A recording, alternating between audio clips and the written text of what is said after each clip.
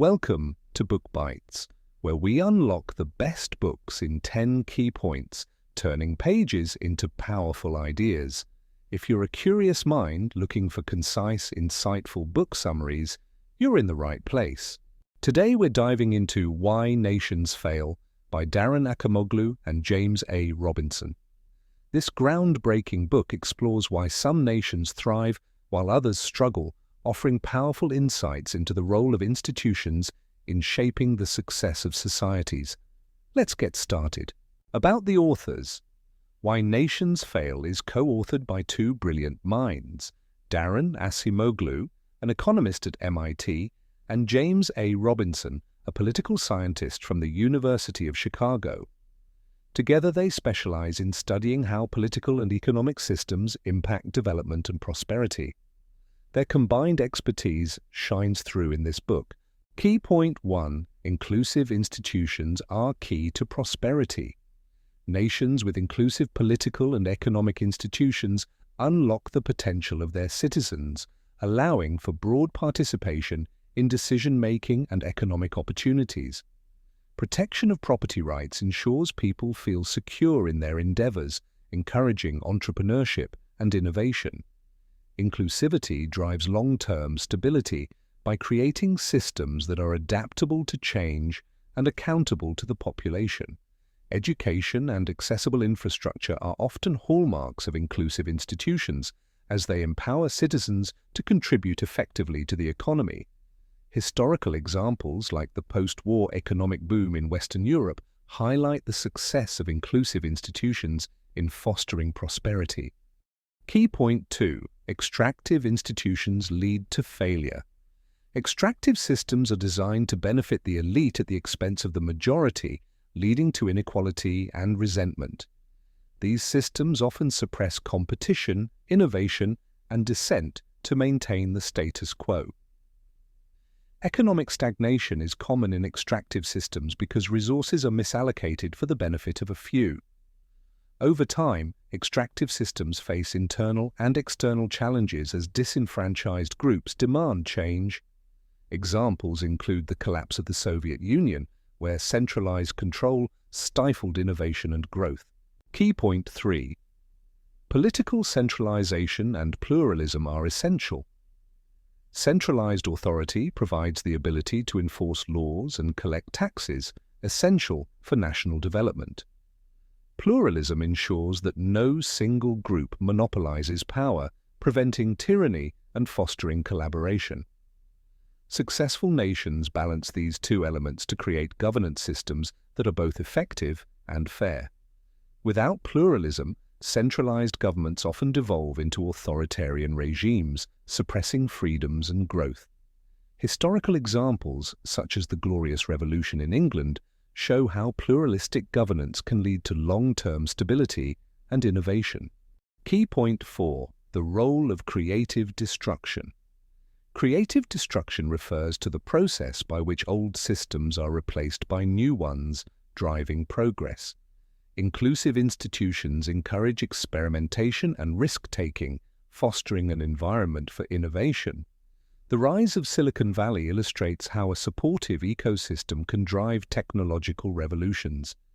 Extractive elites often resist creative destruction because it threatens their control, as seen in the resistance to industrialization in 19th century Russia. Societies that embrace change and adapt to new realities remain competitive in a rapidly evolving world. Key point 5. The geography hypothesis is insufficient. While geography influences access to resources, it is not the sole determinant of success. Institutions play a far greater role. Countries with poor institutions, despite geographic advantages, e.g., Venezuela's oil wealth, often underperform. Conversely, nations like Singapore thrive despite limited natural resources due to robust institutions. Geography may shape initial conditions, but it is institutions that determine long-term outcomes. North and South Korea serve as a stark example of how institutions, not geography, dictate economic and social trajectories. Key point 6. Culture is not the sole determinant. While cultural values like hard work and innovation are important, they cannot compensate for extractive systems. Institutional changes often precede cultural shifts, creating environments where positive cultural traits can thrive. Cultures can also adapt to institutional frameworks, as seen in the rapid industrialization of Japan during the Meiji Restoration. Extractive systems can suppress cultural expression and creativity, hindering societal progress. Inclusive institutions amplify cultural strengths, turning them into engines of economic and social development. Key point 7. Colonialism's long shadow.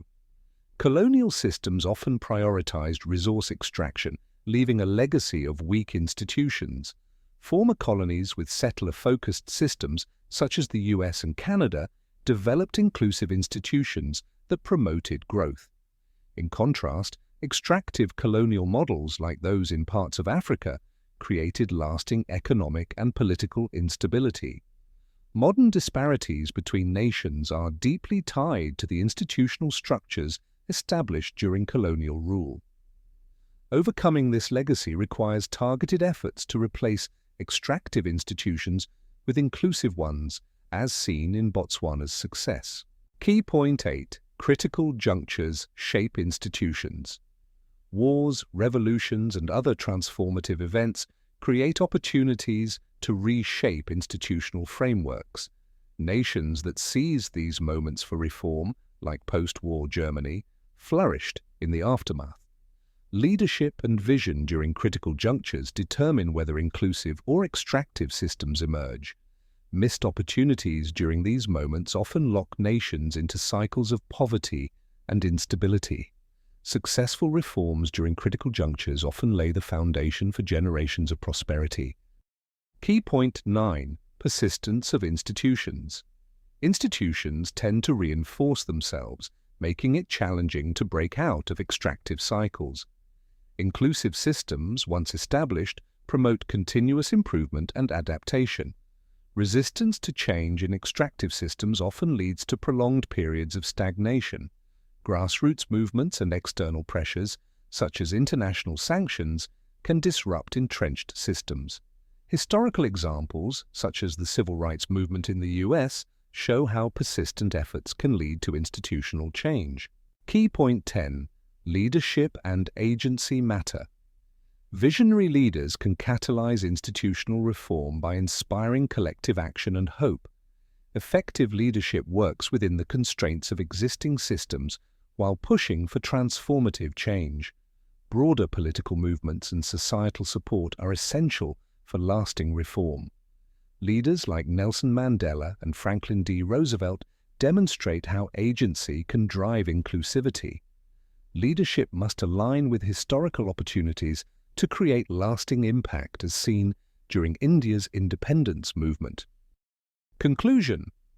Why nations fail reminds us that the success or failure of nations isn't about luck, geography, or culture.